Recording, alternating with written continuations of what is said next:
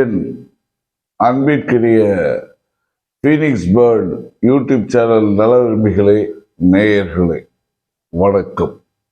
இன்றைக்கு நான் படித்தது, பார்த்தது, கேட்டது என்கின்ற தலைப்பில் சொல்ல இருக்கிற நிகழ்ச்சி என்னன்னா, இது வரைக்கும் அந்த டேஸ், இன்னைக்கு மியூசிக் டே, இன்னைக்கு ஃபாதர்ஸ் டே, இன்னைக்கு பேரண்ட்ஸ் டே அப்படின்னு சொல்லிட்டு இருந்தேன். இப்ப நம்ம நாட்டில் பிறந்து வளர்ந்து சாதனை படைத்த பெண்களை பற்றி ஒரு தொகுப்பு, தன்னுடைய கடின உழைப்பாலும் விடாமுயற்சியாலும் தன்னம்பிக்கையாலும் உயர்ந்து நின்ற சாதனை பெண்களை பற்றிய தொகுப்புகளை ஃபீனிக்ஸ் ஃபீமேல் என்கிற தலைப்பில் உங்கள் பார்வைக்கு படைக்கின்றேன்.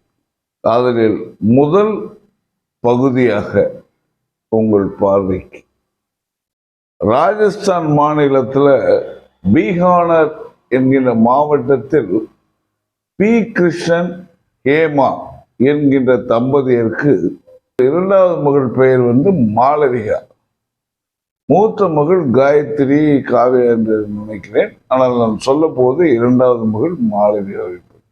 அந்த மாளவிகாவுடைய தந்தை பி. கிருஷ்ணன் என்பவர் ராஜஸ்தான் மாநிலத்தில் ஒரு அரசு அதிகாரியாக பணியாற்றி வருகிறார். மாளவிகா 13 வயது சிறுமியாக இருக்கின்ற பொழுது அவருடைய ஒரு ஜீன்ஸ் பேண்ட் கிழிந்து விட்ட நிலையில் அதை சீர் செய்கின்ற ஒரு பணியில் மாளவிகா ஈடுபட்டு கொண்டிருக்கின்ற பொழுது அதற்கு ஒரு பசையை போட்டு அதில் ஒட்டிவிட்டு அதை பிரஸ் பண்ணுவதற்காக வீட்டுக்கரையில் உள்ள ஒரு கல் போன்ற பொருளை எடுத்து அந்த ஜீன்ஸ் பேண்ட் பசையின் மீது தட்டுகின்ற பொழுது வெடித்து சிதறி அந்த கல் போன்ற பொருள் ஒரு கையெறி கொண்டு என்பதை அறியாத அந்த 13 வயது சிறுமி மாளவிகா தன் கைகளை இழந்து விட்டார். அவருடைய 13 வயது.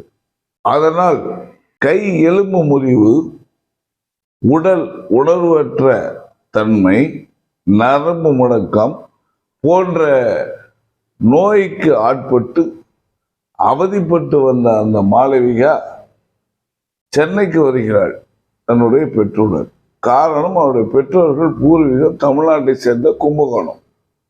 18 மாதங்கள் சென்னையில் தங்கி சென்னையில் உள்ள ஒரு மருத்துவமனையில் அனுமதிக்கப்பட்டு வைத்தியம் பார்க்கப்பட்டு தன்னுடைய இரு கைகளையும் இழந்து ஊன்றுகோலுடன் நடக்க ஆரம்பிக்கிறார். ஊன்றுகோலுடன் நடந்த அந்த பெண்மணி செயற்கை கைகளை பொருத்தி கொண்டு 10ஆம் வகுப்பு தேர்வை எழுதுகிறார். உயரிய மதிப்பெண்களை பெறுகிறார். 500க்கு 483 மார்க்குகளை பெற்று தேர்ச்சி பெற்று மேற்படிப்பை படிக்கின்றார். அதாவது உயர்நிலை கல்வியை படிக்கின்றார். அந்த உயர்நிலை கல்வியை சமூக பணி சார்ந்த ஒரு உயர்கல்வியை படித்து அதில் முனைவர் பட்டமும் பெற்று சமூக ஆர்வலராக, சமூக பணியாளராக, சர்வதேச பேச்சாளராக, மாற்றுத்திறனாளிகளுக்கான உரிமை கோரல் போன்ற ஒரு சில விஷயங்களில் தன்னை ஈடுபடுத்திக் கொண்டு பணியாற்றி வந்தார் அந்த மாளவிகா. இவ்வாறாக சமூக பணியில் தன்னை ஈடுபடுத்திக் கொண்ட அந்த இரு கைகளையும் இழந்த அந்த சிறுமி அந்த பணிக்காக பாராட்டு பெற்று இந்திய ஜனாதிபதி ராம்நாத் கோவிந்த் அவர்களால் நாரி சக்தி புரஸ்கர் என்னும் மிகப்பெரிய ஒரு விருதை உலக மகளிர் தினத்தில் பெறுகின்றார். அது மட்டுமா, 2020ஆம் ஆண்டு பாரத பிரதமரின் ட்விட்டருடைய அக்கௌண்ட்டையும் கவனித்துக் கொள்கின்ற ஒரு விஷயத்தை, ஒரு சேவையை அவர் செய்துள்ளார். அவரை பற்றி நான் படித்ததில், அவரை பேட்டி கண்ட அந்த பத்திரிகை நிருபரின் ஒரு கேள்விக்கு அவர் தந்திருக்கின்ற ஒரு பதிலில், கதக் நாட்டியம், ஸ்கேட்டிங், லீஷராக இருக்கிற டைம்ல வீட்டில் இருக்கக்கூடிய சில பழைய பொருட்களை வைத்து ஹேண்டிகிராஃப்ட்ஸ் சொல்லப்படுகின்ற ஒரு கைவினை பொருட்களை செய்து அதை வீட்டை அலங்கரிப்பதில் ஆர்வம் கொண்டு உள்ளவராக இருந்திருக்கிறார். அடுத்துதான் பார்த்தீங்கன்னா, சின்ன பிள்ளைங்கிற மாதிரி காத்தாடி வருது, பட்டை வருது, இதெல்லாம் பண்ணி அப்படியே அவங்க வளர்ந்துருக்காங்க. அந்த காலகட்டத்தில் ஒரு செகண்ட் லைஃப், அதாவது அவர்கள் படுக்கும் பொழுது நேராக நம்ம நார்மலாக படுக்கும், இடது கை பக்கமாக தான் படுக்கணும், கைகள் வலிக்கும். இப்படி சில மீண்டும் அந்த விபத்தில் ஏற்பட்ட உடல் சோர்வு காரணமாக மீண்டும் ஒரு சூழல் அவர்கள் உடல்நல குறைவுக்கு வந்தது.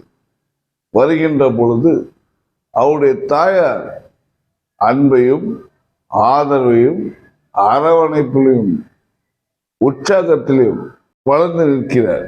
அப்படி தாய் தந்த உற்சாகத்திலும் அன்பில் வளர்ந்த அவர்கள் அந்த மாநிலத்தில் உள்ள 10ஆம் வகுப்பை எழுதி கணிதத்திலே 100 மதிப்பெண்களை பெற்று அந்த மாநிலத்திலே முதல் மாணவியாக அவர்கள் தேர்ந்திருக்கின்றார்.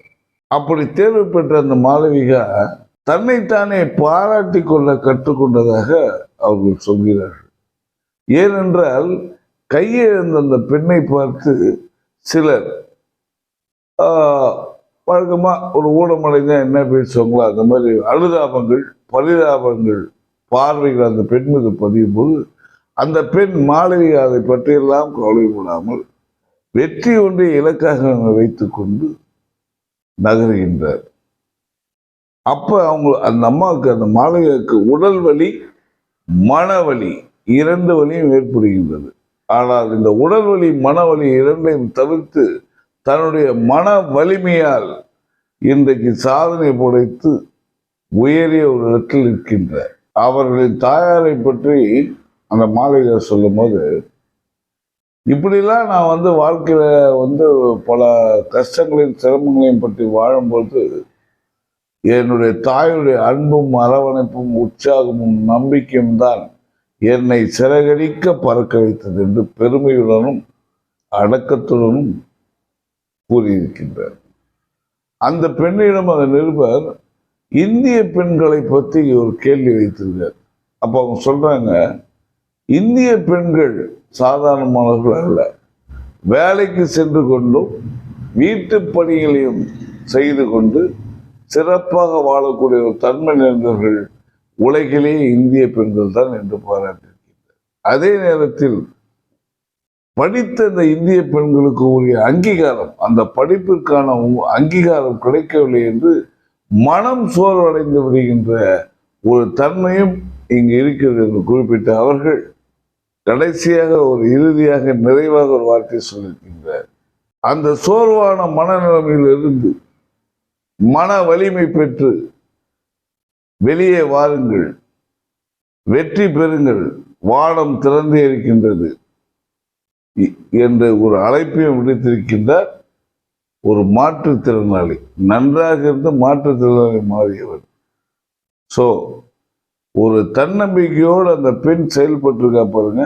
அதை நம்முடைய எல்லா பெண்களும், தமிழ் பெண்களாகட்டும், இதை உணர்ந்து கொள்ள, நான் சொல்வதை புரிந்து கொள்ளக்கூடிய இந்தியாவில் இருக்க அத்தனை பெண்களும் தன்னம்பிக்கையோடு வீட்டை விட்டு வெளியே வந்த, வானம் வசப்படும் தூரம் தான், நாம் தொற்றுவிடும் தூரம் தான், தன்னம்பிக்கையோடு செயல்படுங்கள், வெற்றி உங்கள் வாசலில் வந்து நிற்கும் என்பதை இந்த பதிவில் உங்களுக்கு சொல்லிக்கொண்டு தொடர்ந்து இதை போன்று சாதனை பெண்களை பற்றிய பகுதிகள் வந்து கொண்டே இருக்கும்.